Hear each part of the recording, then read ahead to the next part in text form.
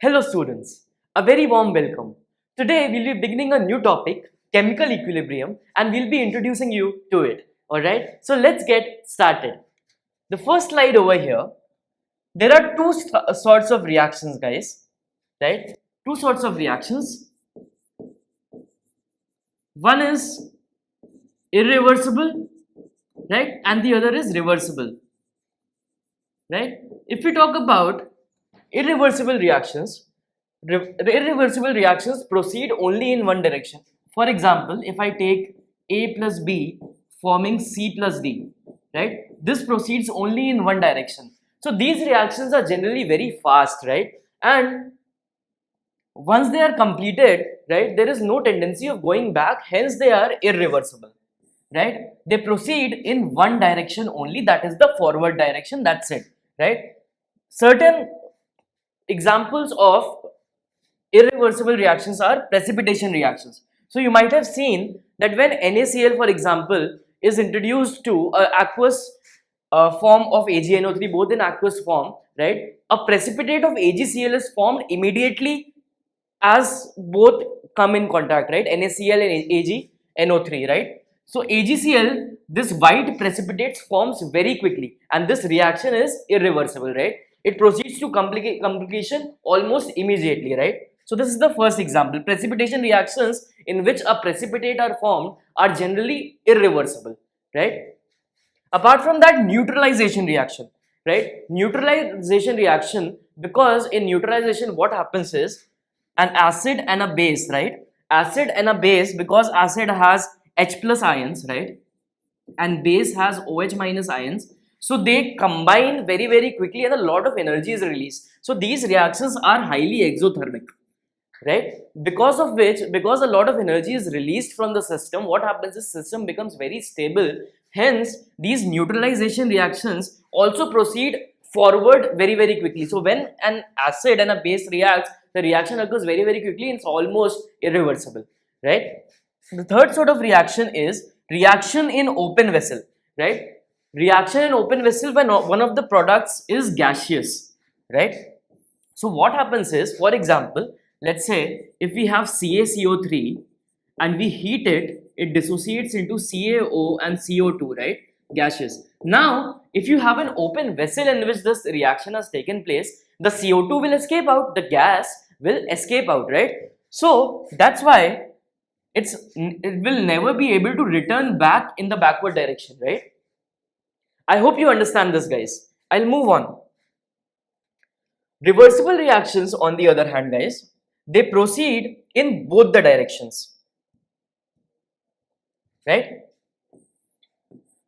So, for example, most of the reactions are generally, when you are studying organic reactions, most of the times, most of them will be because over there, even the neutralization reactions occurring between acid and bases won't be very strong reactions. They won't be very exothermic in nature. So generally what will happen is most of the reactions would be reversible in nature, right? So if you have N2 and O2, right? N2 and O2 react to form 2NO, gaseous. So if this is taking place in a closed vessel, right? The gas is not able to escape out, then what will happen is this 2NO will again dissociate to form the original reactants, right, which are N2 and O2. Similarly, if you have PCl5, right, this PCl5 when it's heated a little bit, it gives PCl3 and Cl2, right? But at the same time, what will happen is the products will also keep combining and move in the backward direction, right? Move the reaction in the backward direction and form the reactant itself, the original reactant itself,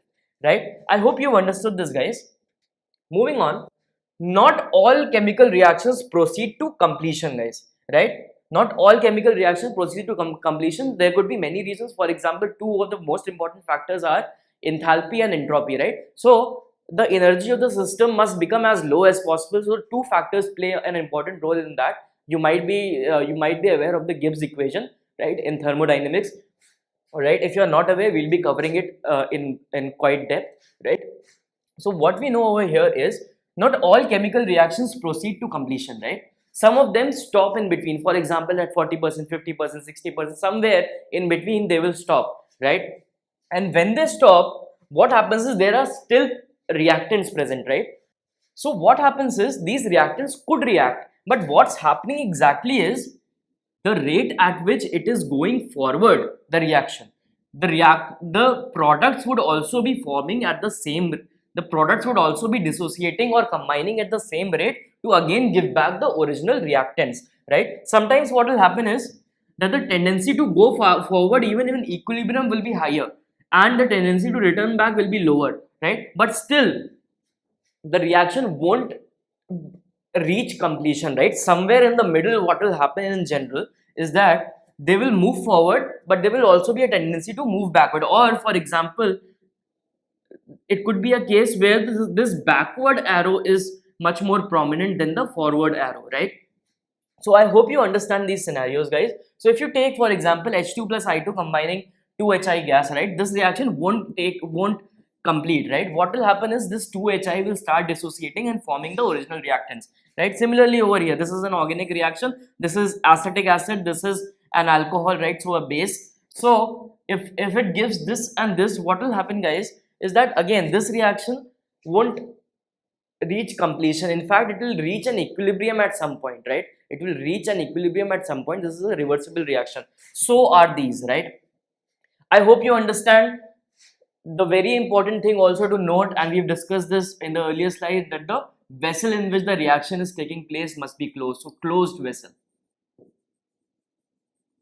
right? I hope you understand, guys. I'll move on. Next up, so chemical equilibrium, right? Equilibrium in chemical reactions or equilibrium anywhere, guys, is what? So for example, if someone is running on a treadmill, guys, if someone is running on a treadmill, what you see is, they are running, but what exactly is happening, that they are not moving forward, neither are they moving backward, right? You see that they are not moving forward, nor are they moving backward. So on a macro level, right, there is no change, right? But if you go on and say on a micro level, right, if you take a microscope perhaps, right, and see, right, in the solution, are there particles colliding, are there new products perhaps forming? It will be forming, right? On a micro level there are changes, right, but on a macro level there are no changes. For example, let's say if HI, right, in the gaseous form dissociates into H2 and I2, what you'll be seeing is, that initially what happens is, because of the formation of I2, which is violet in color, you'll see violet vapors, right? But after some time, what you'll see is that although the reactant is not completely finished, right, the reactant is not completely finished, still the intensity of the violet vapors has not increased, right? It has become stable, right? So you are running, right, but nothing is happening. That is a sort of great analogy for a chemical equilibrium process, right? Again, reversible reaction. Equilibrium is a state of a system and it is defined for chemical change, physical change and thermodynamic processes, right? So for example, thermodynamic processes, if we talk about, guys, so if you bring in contact a hot and cold body, heat is exchanged until both have the same temperatures. But when they have same temperature, there is exchange of heat still occurring, but temperature of both the bodies is not changing, right? Chemical change we've already talked about, and we'll talk about it a lot. And in fact, in a physical process also, when physically things are not changing, this is again applicable. All right, I'll move on. State of equilibrium means the balance of driving forces. The forces that are taking the reaction forward, they balance the forces that are taking the reaction backward, right? So you might have studied about forces in your physics, right? So if one force is applied like this and an equal force is applied like this, one force is applied like this and equal force is applied like this, the object does not move anywhere, right? So on a macro level, because of this, whatever is carrying the reaction, right, in chemical equilibrium, for example, if it's carrying the reaction in the forward direction, the tendency to go in the forward direction is same as the tendency to come back in the backward direction. All right, I hope you understand this point, right? So the conditions or the factors that contribute for the forward reaction become equal to those factors which are contributing in the backward direction, guys. All right, so reversible reactions, the extent of reaction in equilibrium varies with experimental conditions, right? So for example, if you have CaCO3 and you give it a little bit of heat, right? You don't give it a lot of heat, what will happen is the products will form but at a very slow rate, right? And the reaction won't proceed as fast as you would expect. But if you heat it a lot, right, quickly things will form, right? Quickly, this is solid again, this is gas, this is solid, right? And if you don't allow it to escape, right, then the operational conditions will determine how much the reaction moves forward, right? Or if it's an reversible reaction, how much will the reaction move backward as well, right? So it's the experimental or the operational conditions that define the extent of a reaction in equilibrium, right? How much has the reaction completed before reaching equilibrium, right? Some reactions, they would at 98% reach an equilibrium, right? Some reactions might reach an equilibrium at 5%, right? That all depends on the conditions, right? Conditions and the tendency, right? So conditions could be, right, the concentration, right, the pressure, the temperature. These are very, very important, right? Concentration is moles upon volume, right? So it's again dependent on volume also, because, right, moles is dependent on mass, right? So again, it will be dependent on the mass of the substance taken and all, right? It is very important in industry and laboratories, the equilibrium is favorable in the direction of the desired product. So since it depends on the operational conditions, right, can we fine tune our experiment? For example, you might be knowing that this reaction is used in the preparation of ammonia, right? This is Haber's process.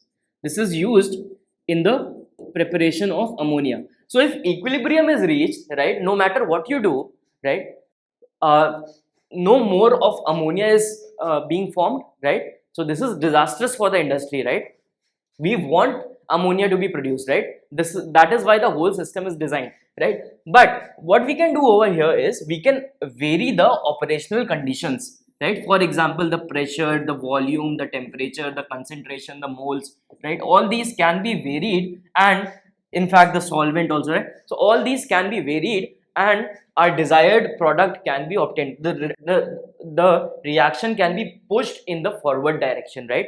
This all we'll discuss in this chapter only, perhaps in the time of 2 to 3 lectures, where we talk about Le-Chatelier's principle. Le-Chatelier's principle, right? I hope it makes a lot of sense, guys, right? All right, moving on. Next, so physical equilibrium, right, or thermodynamic equilibrium can be showed when a hot and a cold body is brought in contact, right? They will exchange energy, right? You can feel that one is becoming hotter, one is becoming colder, right? But after a certain time, both of them attain a certain temperature, and it no longer varies, right?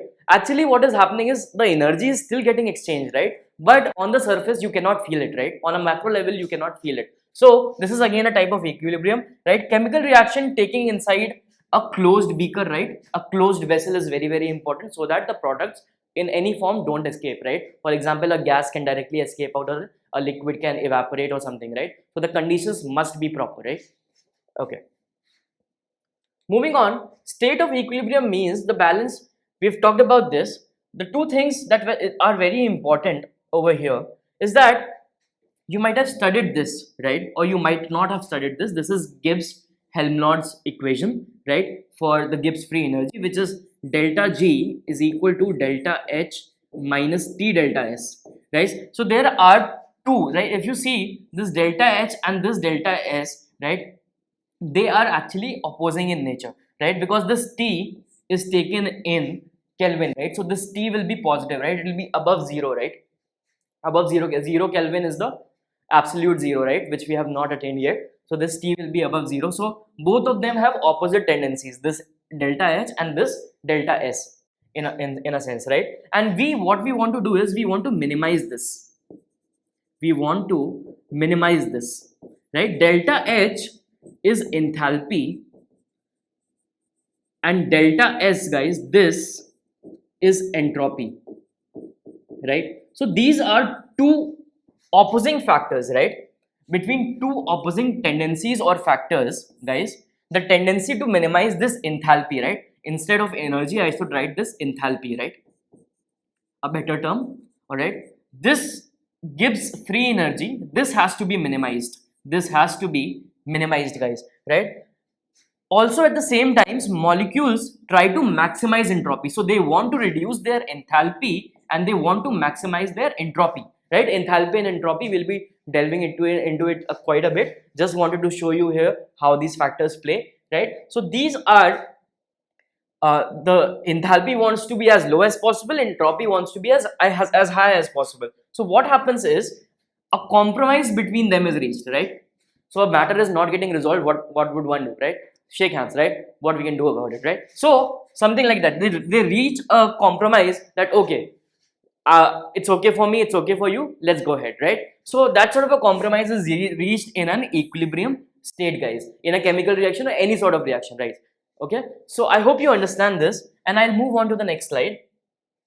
Reversible reactions, right, can be established for both physical and chemical reactions, right? The reaction may be fast or slow depending on the experimental condition and the nature of the reactants, right? Very important experimental conditions, nature of the reactants, right, as well as the amount of energy being released or gained, right? So whatever the energy changes is happening is also very important. In fact, throughout your chemistry, this is very important. If you want to ace 11th, 12th and even beyond that, what you need is you need to see things on an energy level. So in the previous equation, the Gibbs-Helmholtz equation, delta G is equal to delta H minus T delta S, I showed you that delta G wants to be as less as possible. Delta G we have to minimize. Delta H wants to be as low as possible, but the entropy wants to be as high as possible. A compromise is reached in case of an equilibrium, right?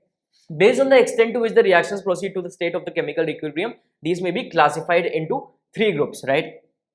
So extent of a reaction can be taking almost to completion, right? For an equilibrium, even for example, it might stop at 98-99%, right? When 98-99% of the reactants are utilized and products are yielded, they might be somewhere in the between, or the equilibrium might be reached very early, right? So guys, the reaction that nearly proceeds to completion, right? So for example, in a certain case, the reaction might complete by 98%, right? 98%, what that means is that the reactants have reacted 98%, only 2% of the reactants are left, right? And now products are in a great quality, in a great quantity, I mean.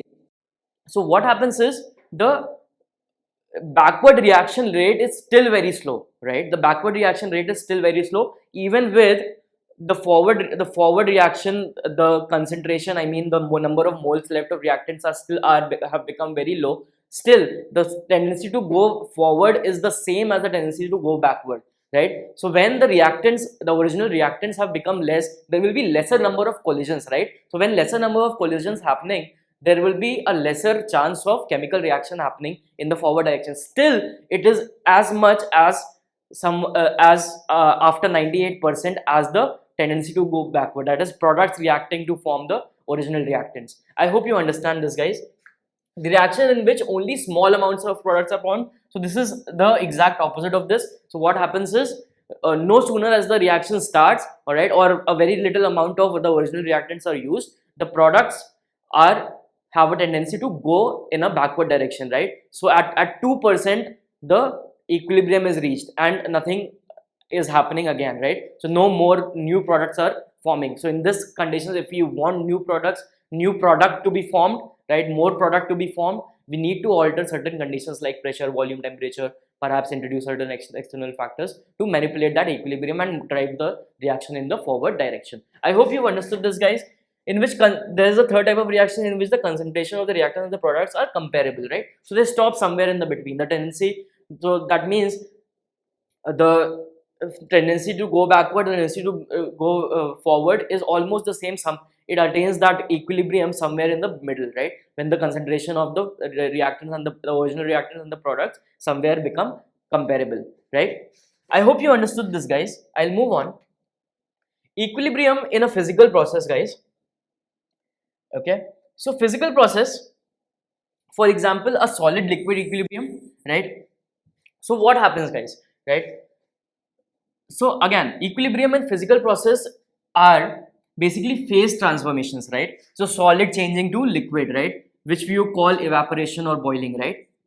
Evaporation, let's say, right?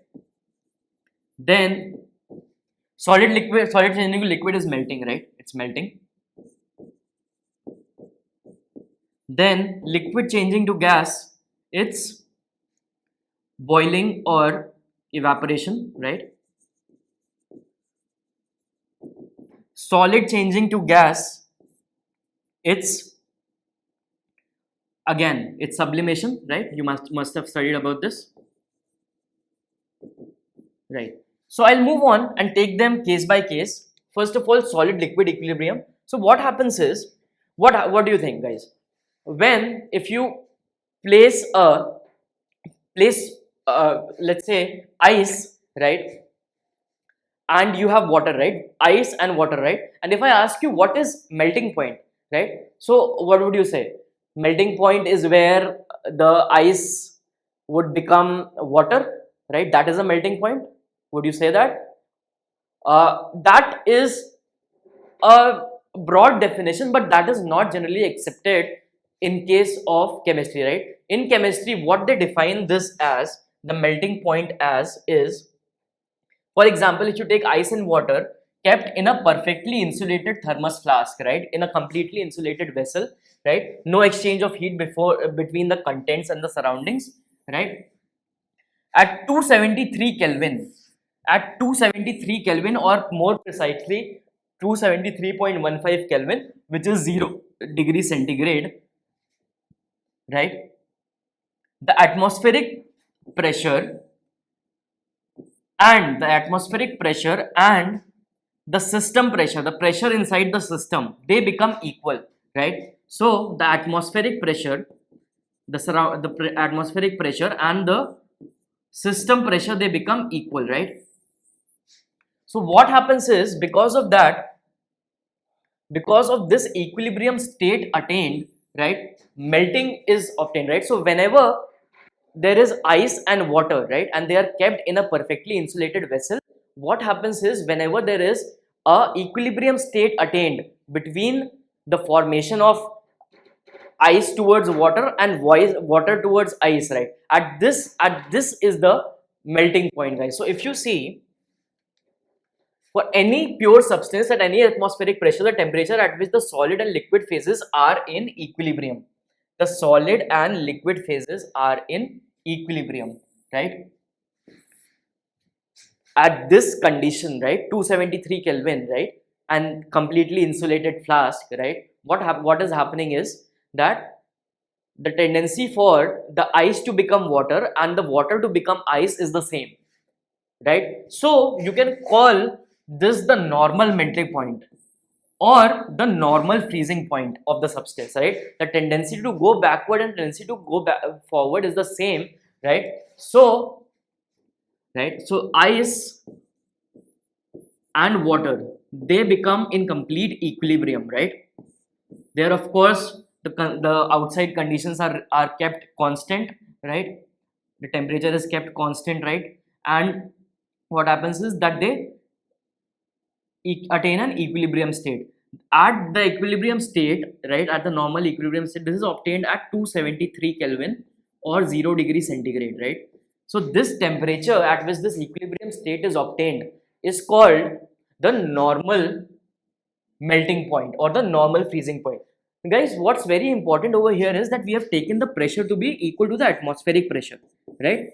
Now, this 0 degree Celsius temperature, 273 Kelvin temperature, could have been 40 degree centigrade also. It's if you alter certain conditions, for example, if you alter the pressure, right, if you alter the pressure or if you alter some other thing, right, operational thing, right, you might obtain a melting point which is 40 degree centigrade, or you might obtain a freezing point or a melting point which is minus 40 degree centigrade. This happens at normal conditions, right? This happens at normal conditions, right? So I hope you understand, guys. I hope you also know about the normal conditions, guys, also. Okay, all right, I'll move on. Talking about liquid vapor equilibrium, let's look at a setup. So this is a vessel, right, to which a manometer is attached, right? This manometer is opened from over here, right? this manometer is open from over here. Let's say it can be open, it can be closed. Let's say it's closed, right? So guys, what's happening is there is air filled over here, right? This is not vacuum, there is air filled over here, right? And this air might be having some sort of water vapor as well, right? Water vapor as well, steam, water vapor, whatever it is, right? Both of them are different things, right? But different scenarios, different temperature, but right, water vapor. So what happens is, if you put anhydrous calcium chloride in this, what you'll find is after some time, this anhydrous calcium chloride, it will absorb all the moisture, right? All the water vapor from this vessel, it will absorb all of this, right? So if you will notice, I'll leave this open, right? I'll leave this open, right? So this is our liquid filled in the mercury filled in the liquid mercury filled in the manometer, right? So what happens is, when the water vapor is absorbed, it's absorbed by this anhydrous calcium chloride, right? Then what happens is, this water vapor won't now play any role, right? There would only be air, right? And then there would be atmospheric pressure acting from over here, right? Atmospheric pressure acting from over here. So what you'll see is that the liquid in both the limbs of the manometer will be the same, right? The height of the liquid in both the limbs of the manometer would be the same, and that is an expected result because there is no water vapor present, right? So whatever extra was there, right, whatever extra vapor was there, that was absorbed by the anhydrous chemical chloride, calcium chloride, and there was only air. There was air here, there was air here. This air pushed it like this, right? This air, this atmospheric pressure, this air pushed it like this, so it remained where it was, right? It didn't move, right? In both the limbs the heights were equal, right? Now let's alter this. Let's just put a dish of water over here now, right? A dish of water over here. So what you'll see is that there is again a manometer over here. You will find that evaporation will occur, right? If you place the water, expose a surface area of it, a portion of it, right? What will happen is, even if you don't heat it, it will evaporate, right? It will evaporate. The transformation will keep taking place, right? If it's visible to you, if it's not visible to you, right? So water vapor will keep forming, right? But at a certain condition, let's say you put a burner over here, right, and heat it, right? At a certain condition, what you would find is that this water vapor is forming, and at the same time, the other transformation that was also originally taking place, which was the water vapor coming back and becoming, right, coming back and becoming the liquid, the water itself, right? So water vapor coming back to liquid form, right? Both transformations are happening, right? When this equilibrium is reached, right, after some time an equilibrium will be reached, right, which will be after a long time perhaps, right? A lot of water will have evaporated before it reaching the boiling point, right? For example, if you turn on the ignition of your gas, right, in your kitchen, right? If you heat the water, right, a lot of water evaporates before it reaching the normal boiling point, right? A lot of it evaporates, right? At the boiling point, what happens is, guys, that the rate of evaporation, so this is evaporating and this is condensing, right? So the rate of evaporation, guys, rate of forward reaction becomes equal to the rate of backward reaction, that is the rate of condensation, right? And whatever the temperature you obtain at which this sort of a process is now occurring, that the rate of evaporation becomes equal to the rate of condensation, that temperature is called the boiling point. And if it's under the normal conditions, it would be the normal boiling point, right? I hope you've understood this, guys. I'll move on and I'll talk about solid vapor equilibrium, right? Right, let's say you had, I'm drawing it, so please don't mind. This is an iodine bulb, right? A round shaped. This is an iodine bulb, right? Now iodine is volatile substance, we all know it, right? Now what happens is this iodine, it keeps on losing its structure, right? So what happens is it keeps giving violet vapor. This is sort of purple, right? It will keep giving violet vapors, right? It will keep giving violet vapors, right? But at a certain point, what you'll realize is that these violet vapors don't no longer the intensity of the color is becoming more and more, right? So if you measure it using a colorimeter, so colorimeter is a device used for measuring the intensity of colors, right? You'll find that the violetness of it is not increasing, right? In fact, it's not decreasing as well. At that point, we can say an equilibrium is attained, right? So, if we place a solid iodine in a closed vessel, after some time the vessel gets filled up with violet vapor and the intensity of the color increases with time.